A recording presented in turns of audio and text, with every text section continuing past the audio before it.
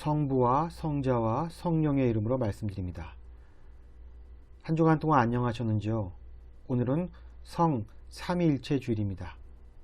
성 삼위일체 주일을 맞이하여 하나님의 성부께서 온 세상을 지으시고 성자 예수 그리스도를 통하여 세상을 구원하시며 성령으로 인해 우리에게 사랑과 생명을 부어주심을 믿는 저와 여러분이 되시기를 기원합니다. 구약 성서에서 잠언과 욥기, 전도서, 시편을 일컬어 지혜문학이라고 부릅니다. 지혜문학은 신앙생활에 있어서 필요한 교훈이 담겨있는 말씀입니다. 솔로몬이 지었다고 하여 솔로몬의 잠언이라고 불리는 오늘 일독서인 잠언의 주제는 9장 10절의 한 문장으로 요약할 수 있습니다. 야훼를 경외하는 것이 지혜의 근본이요 거룩하신 이를 깊이 아는 것이 슬기이다. 하느님을 두려워하며 섬기고 나아가 하느님을 깊이 알고자 하는 것이 모든 삶에 앞서는 지혜임을 잠언은 말하고 있는 것입니다. 그런데 잠언은 단순하게 우리가 살아가는 데 있어서 필요한 삶의 지혜만을 논하고 있지는 않습니다. 지혜를 마치 살아있는 존재로 의인화하면서 우리에게 보여주는 오늘 잠언의 말씀은 우리로 하여금 어떤 존재를 연상케 합니다. 잠언은 야훼 하느님은 만물에 앞서 지혜를 먼저 지으셨으며 지혜는 야훼 하나님과 더불어 창조 사역에 참여했다고 밝히고 있습니다. 철학의 용어 중에 선엄이란 말이 있습니다. 이 용어는 우리가 사물을 경험하기 이전에 선천적으로 지니고 있는 인식 기능을 의미합니다. 우리 안에는 이미 사물을 판단할 수 있는 선천적인 능력이 존재하기에 선언적 인식 기능에 따라 사물을 분별하고 판단한다는 것입니다.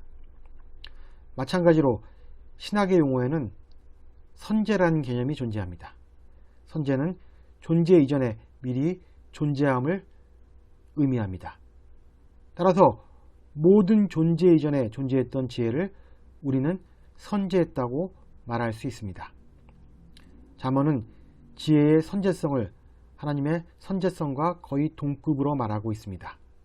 그래서 일부 학자들은 잠언에서 말하는 지혜가 예수 그리스도와 동일한 존재라고 말하고 있는 것입니다. 이 학설을 뒷받침하는 내용이 신약 성서에도 여러 등장합니다. 예를 들어 사도 바울이 쓴 고린도전서 1장 30절에서는 그리스도는 하나님께서 주신 우리의 지혜입니다 라고 말합니다. 또 골로사이서 2장 2절과 3절에서는 하나님의 심오한 진리인 그리스도를 깨닫게 하려는 것입니다. 그런데 이 진리 속에는 지혜와 지식의 온갖 보화가 감추어져 있습니다 라고 하여 명백하게 그리스도를 하나님의 지혜로 가리키고 있는 것입니다. 또한 지혜가 상징하는 그리스도의 선재성이 가장 명백하게 드러난 말씀은 바로 요한복음입니다. 요한복음은 예수 그리스도는 말씀인 로고스가 사람이 되신 것이라고 선포하고 있고 또 하나님은 말씀을 통해 태초에 만물을 창조했으며 말씀은 창조 이전부터 하나님과 함께 존재, 즉 선재한 존재로 묘사하고 있기 때문입니다. 성부 하나님과 성자 예수 그리스도가 동일한 존재이며 이들은 이미 선재적 존재라는 사실의 기원을 우리는 잠언을 통해 확인할 수 있는 것입니다. 오늘 우리가 들은 요한복음은 매우 짧지만 삼위일체에 관한 풍부한 내용을 담고 있습니다. 오늘 복음이 들어있는 요한복음 16장은 예수께서 최후의 만찬 때 제자들에게 행한 13장부터 17장까지의 고별사 및 기도의 일부분입니다. 오늘 복음에서 예수님은 제자들에게 특별히 진리에 대한 올바른 이해를 일깨워 주시면서 당신의 구원 사명을 완성시킬 성령의 선물을 약속하십니다.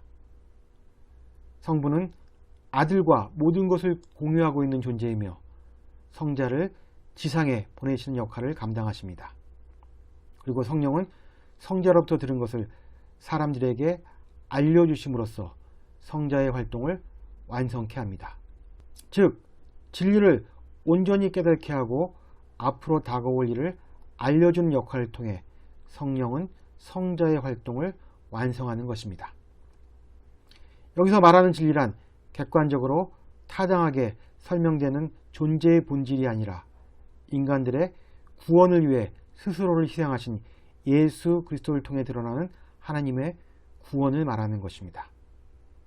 그래서 예수님은 당신을 길이요 진리요 생명으로 말씀하신 것입니다. 이러한 진리에 대한 깨달음은 지성에 의해서라기보다는 믿음에 의해서 이루어진 것이기에 납득이 어려우며, 따라서 이러한 사정을 잘 알고 계신 예수님은 제자들에게 지금은 너희가 당신의 말을 온전히 알아들을 수 없다고 말씀하시는 것입니다. 당신이 가신 후에 보내주실 성령과의 동반으로 인해 이 모든 사실에 대해 온전히 깨달을 수 있게 될 것이라고 예견하고 계시는 것입니다. 오늘 복음에는 마치 성부, 성자, 성령은 다양한 존재인 것처럼 보이지만 실상은 단일한 존재라는 암시가 들어있음을 알 수 있습니다. 오늘 이 독서인 사도 바울의 로마서는 제자들이 삼위일체의 진리를 깨닫기 위해 걸어가야 할 길에 대해 말하고 있습니다. 사도 바울은 5장 1절에서 이렇게 말하고 있습니다.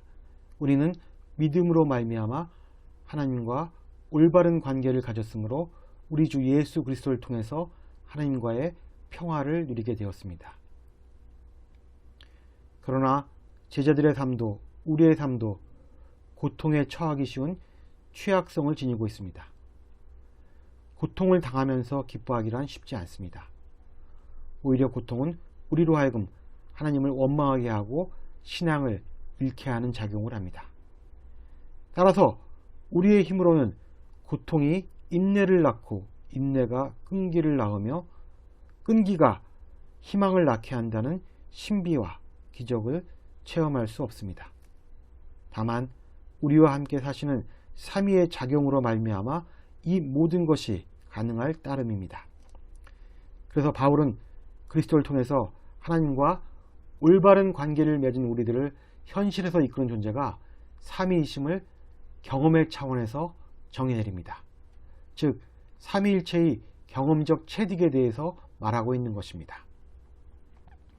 따라서 예수님의 말씀을 온전히 알아듣지 못한 제자들은 자기 십자가를 지는 고난에 처해야만 그들 안에서 그들을 살리기 위해 쓰는 삼위일체의 진리를 깨닫게 될 것입니다. 이것은 우리도 예외가 아닙니다. 즉 사도 바울은 삼위가 일체함은 이론적인 문제라기보다는 우리가 현실의 삶 속에서 겪고 깨달아야 할 사건임을 말하고 있는 것입니다. 그래서 초대교부 어거스틴은 삼위일체에 대해 사랑을 들어 비유했습니다. 사랑은 사랑하는 자와 사랑받는 자 그리고 사랑으로 이루어졌다. 성부는 사랑하는 자이고 성자는 사랑받는 자이며 성령은 바로 사랑이다. 우리가 사랑할 때 사랑하는 자, 사랑받는 자, 사랑은 일체를 이루게 된다. 삼위일체론이 교리로 정립되기까지는 여러 회의를 거쳐 무려 100년이 훨씬 넘는 시간이 걸렸습니다. 그만큼 논란도 많고 이해하기 어려운 교리가 바로 삼위일체 교리입니다. 그러나 어쩌면 삼위일체론은 우리 삶 속에서 고난과 사랑을 통해 쉽게 체득할 수 있는 교리이기도 한 것입니다. 성부와 성자와 성령의 이름으로 말씀드렸습니다. 아멘.